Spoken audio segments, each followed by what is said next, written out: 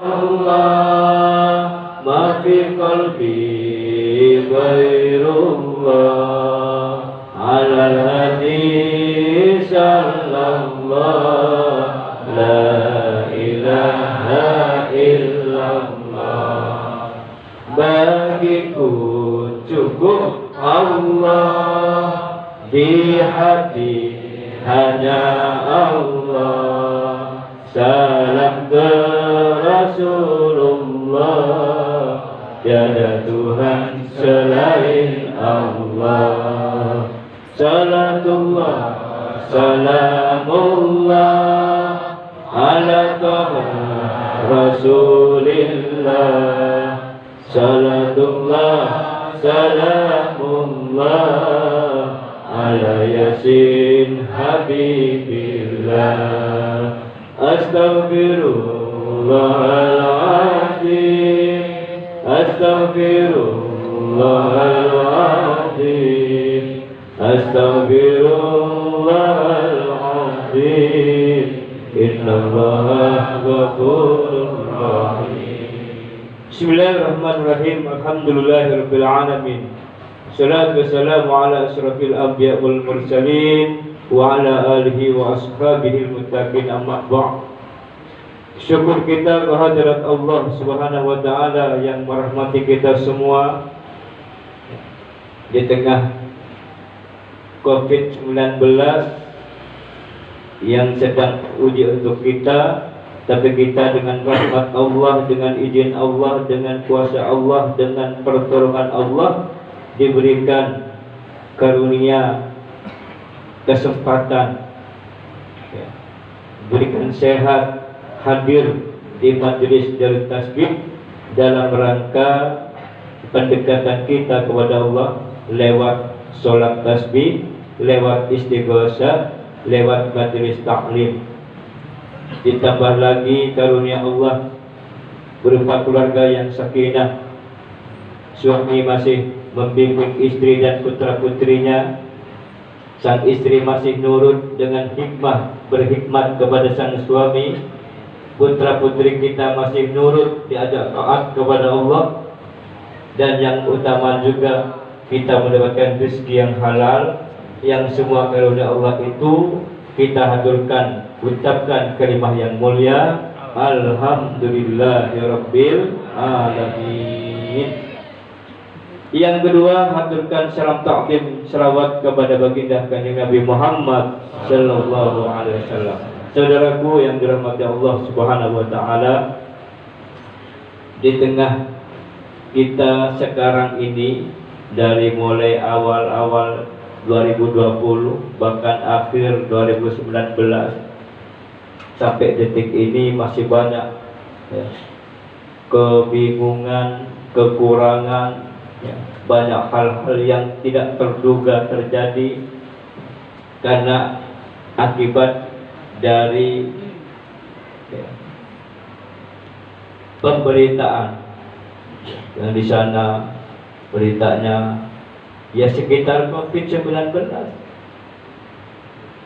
Efeknya itu bukan COVID, bukan virusnya, efeknya itu ada ngerasa takut, ada yang sampai dengan keluarga itu efek ekonominya, perceraian di mana-mana, di Tangerang, di mana-mana.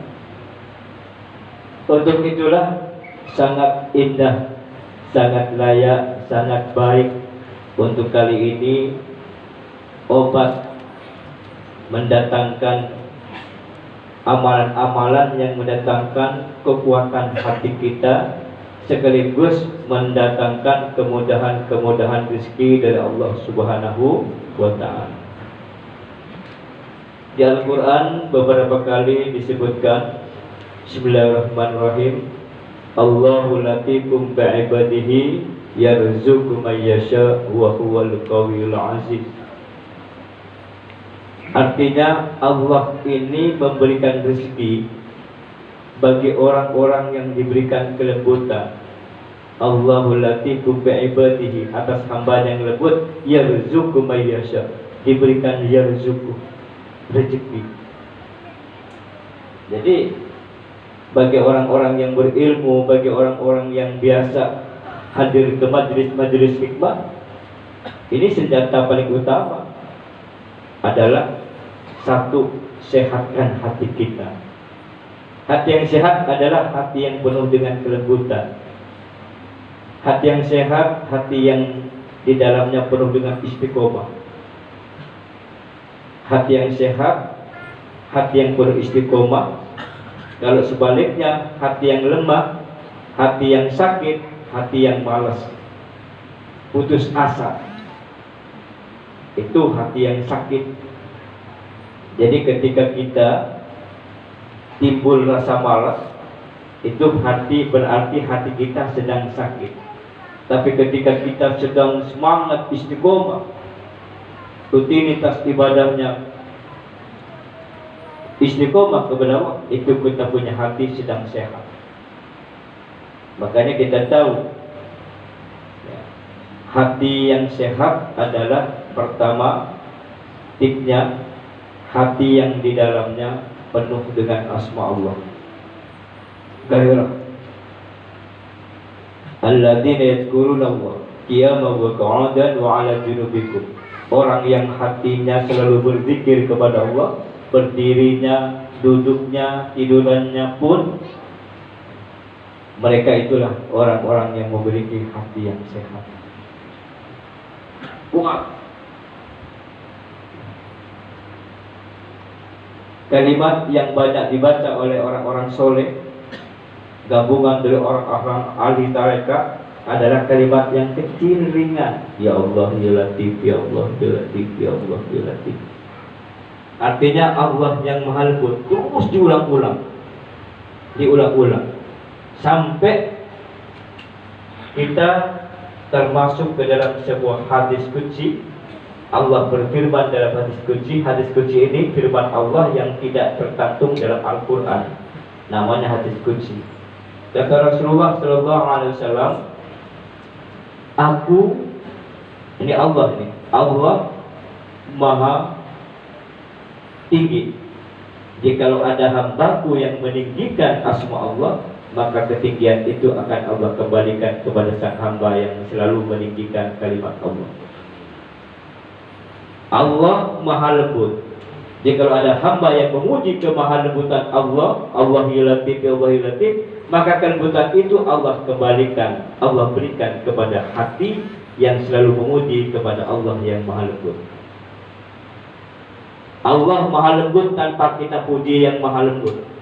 Tapi ada yang memuji kelembutan Allah, kemahalembutan Allah, maka pujian itu akan dikembalikan kepada sang hamba yang memuji kemahalembutan Allah. Artinya hati yang selalu menyebut kalimat Ya Allah ya Latif, Allah yang Maha Lembut, maka hati itulah nanti yang terus diberikan kelembutan oleh Allah Subhanahu wa Ta'ala. Ya Allah ya Latif. Makanya ini kalimat sedikit ini, Asmaul Husna ini banyak ditemui di tarikat-tarikat apa saja. Naqsabandiyah, Qadiriyah, Sattariyah, ya, Sajajariyah, banyak ribuan tarikat. Namanya juga tarikat jalan menuju Allah. Banyak jalan ya, menuju Allah. Salah satunya sekali lagi Ya Allah ya Latif, di hati terus hidupkan. Nanti apa pengaruhnya ke dalam hidup kita? Pertama, ya, hati kita menjadi lembut. Kalau hati lembut, apa efeknya? Nyaman, betul-betul menikmati hidup, nggak ada gelisah, nggak ada rasa. Hati kan dibagi tiga, kata Imam Al-Ghazali. Satu, hati yang lembutnya seperti selembut kapas. Yang kedua, selembut kabur barus. Yang ketiga, hati yang seperti beling kaca.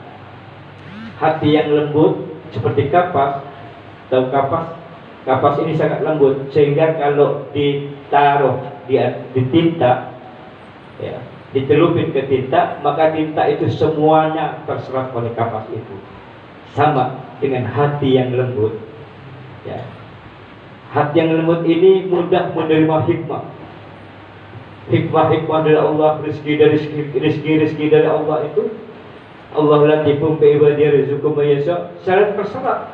Mudah sekali menyerap rezeki, menyerap hikmah, menyerap ilmu. Ada orang nasihat mudah masuk, dengerin tausiah mudah masuk, menghafal Al-Quran mudah menghafal pelajaran mudah menghafal.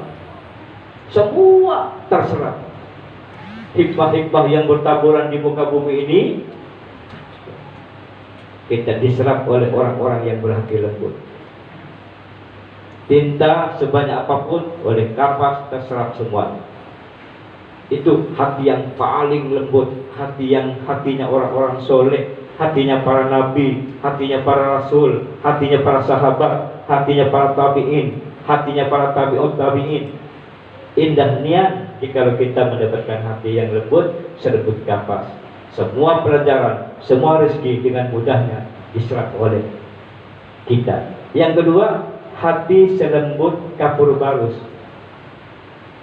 Dicelupin ke tinta hanya separuh yang nyerap, separuhnya bahkan lebih banyak lagi yang tidak terserap. Rezekinya tidak terpenuhi, tidak terserap sepenuhnya. Hikmah dan ilmu tidak terserap sepenuhnya. Itu hatinya orang-orang yang biasa-biasa saja, sedang meriang, sedang sakit. Jadi hatinya sudah mulai sakit. Kalau yang tadi, yang pertama seperti kapas, lembutnya itu hati yang sehat. Tapi kalau yang kedua seperti kapur barus, separuhnya terlempar, tidak terurus, ya, tidak terserap hikmah, ilmu, rezeki, sehingga itu hati yang sakit. Yang dahsyat lagi, yang jelek banget ini hati yang mati, seperti beling tadi, ditaruh ke tinta nggak ada yang nyerap, malah ngelepes semua. Itulah hati yang mati. Khatamallahu ala qulubihim wa ala sam'ihim wa ala absarihim gisawatu wa lakum adzabun adzim. Tatkala ketutup sudah mati hati mereka, pendengaran mereka, penglihatan mereka. Adzabun adzim itu azab yang pedih. Tapi di dunia melek mata, kuping mendengar, masih berjalan, tapi sudah mati. Hatinya sudah mati. Dia sudah tidak punya kebaikan sekalipun sekecil apapun. Orang itu hatinya sudah mati. Yang boleh menjadi. Maka tatkala kita hadir ke tempat mulia, ikut sholat tasbih, ini semata-mata mengingatkan kembali kita, menghidupkan hati kita, memberikan kesehatan bagi hati kita, yaitu kalimat zikirnya, ya Allah ya Latif ya Allah ya Latif. Yang kedua, yang memberikan nikmat sehat hati adalah aqimi sholat, menegakkan sholat. Sholat di awal waktu, sehat banget itu hati. Wah. Yang kedua, didukung dengan sholat sunnah qobliyah ba'diyah. Itu menyempurnakan sholat wajib. Tambah kuat, itu vitamin. Tambah kuat. Ingin kuat ekonominya, ditambah dengan sholat duha.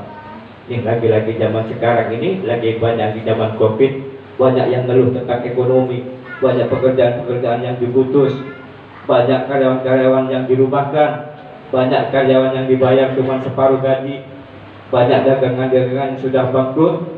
Padahal bisa kita hidupkan kembali dengan sholat sunnah duha. Ayo hidupkan sholat duha.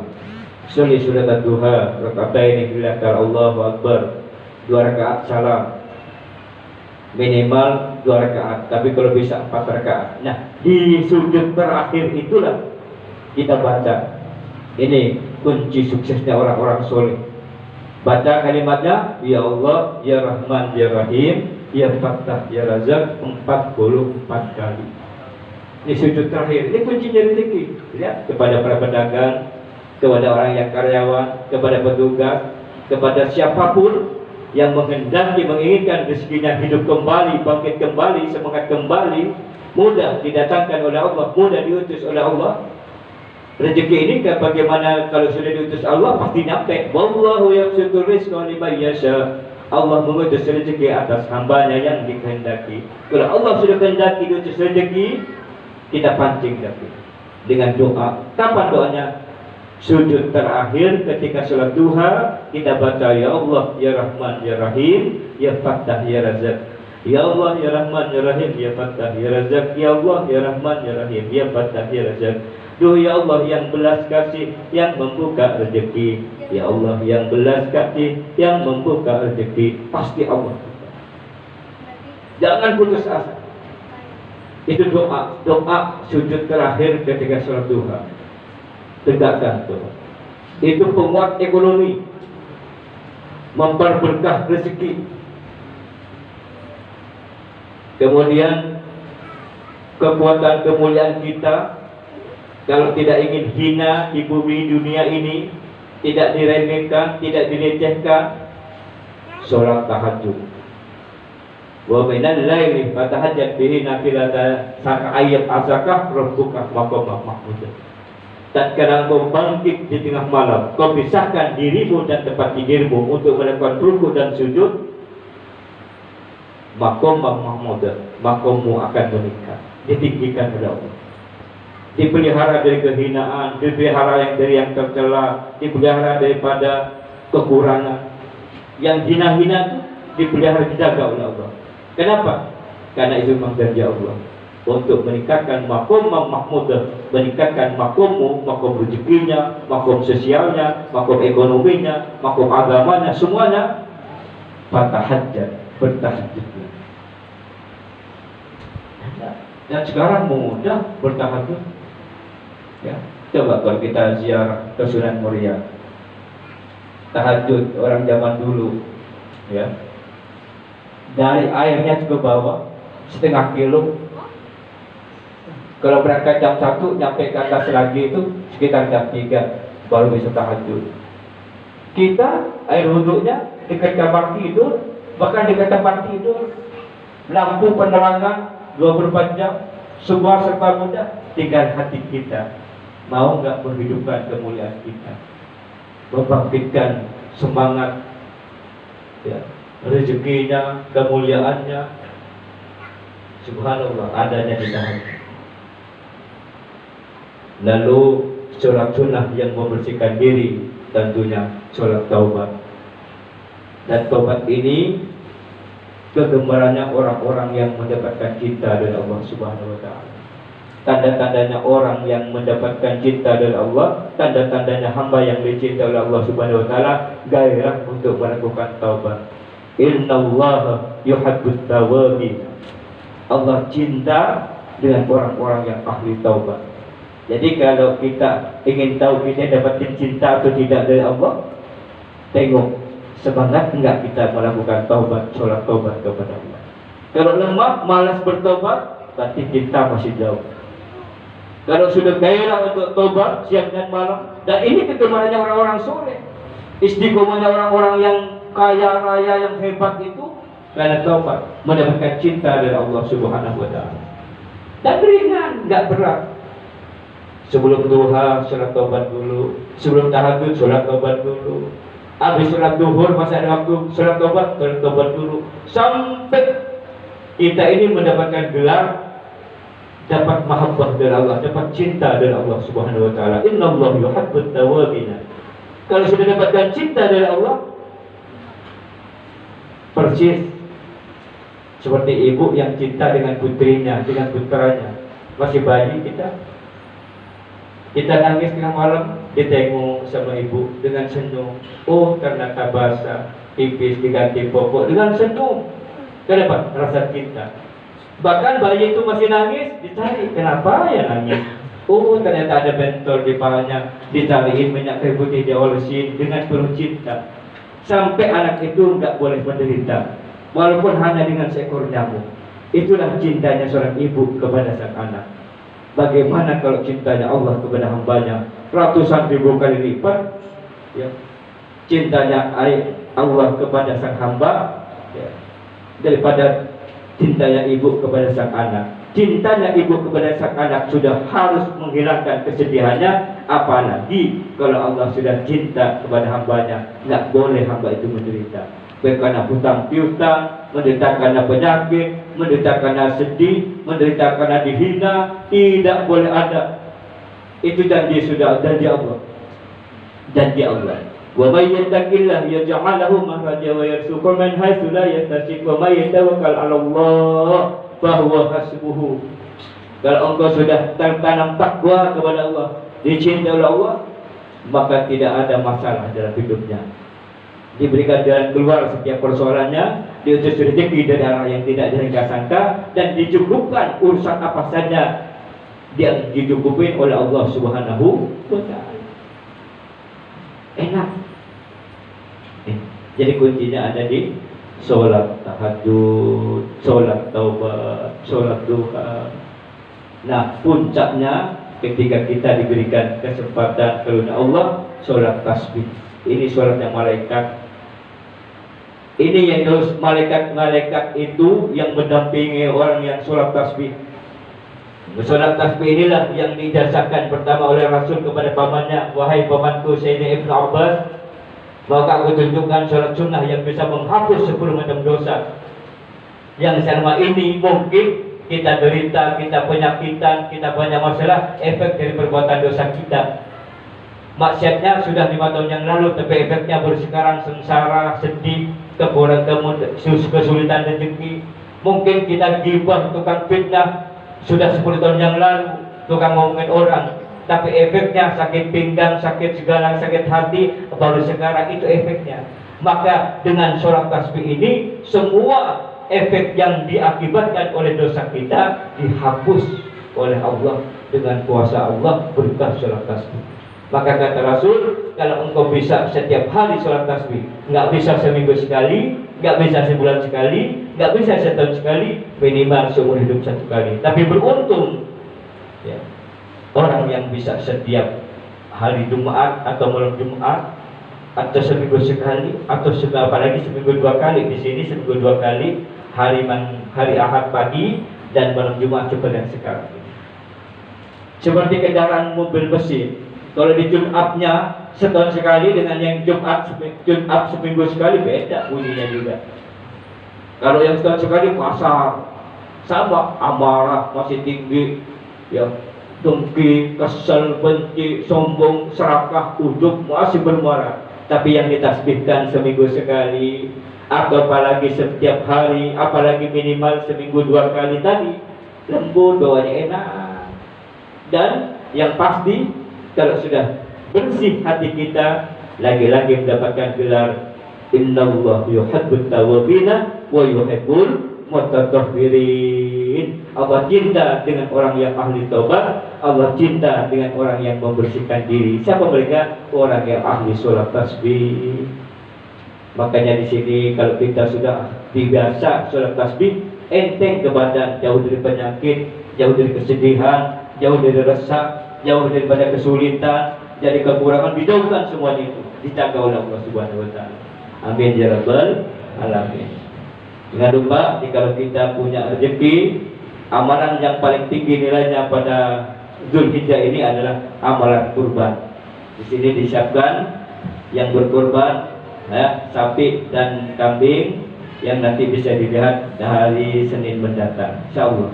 Tapi disampaikan sekarang juga, yang kedua, didoakan setiap malam Jumat dan hari Minggu dengan jemaah. Tentunya harapannya yang berkorban mudah-mudahan diberikan jiwa dan rezeki dan sifat pemurah seperti yang Allah berikan kepada Nabi Ibrahim alaihissalam, dan kita mudah-mudahan mendapatkan ridho dari Allah di dalam hidupnya. Anak-anak kita yang dikorbankan, yang disedekahkan doa kepada Allah, maka mudah-mudahan diberikan ridho seperti yang Allah ridhoi kepada Nabi Ismail alaihissalam, jadi anak yang soleh, jadi anak soleha, dan kita orang tuanya seperti yang Allah berikan kepada Nabi Ibrahim, rezekinya dimudahkan dan diberikan sifat pemurah. Dan itulah seberuntung-untungnya manusia, kita dapatin harta banyak yang halal, yang berkah, dan diberikan sifat pemurah. Banyak orang yang dapat harta banyak tapi sifatnya pelit, dan banyak orang sifatnya pemurah tapi gak punya duit, harta. Tapi kalau Nabi Ibrahim hartanya berlimpah, ya, dan sifat pemurahnya luar biasa. Insyaallah, yuk kita berdiri untuk sholat tasbih.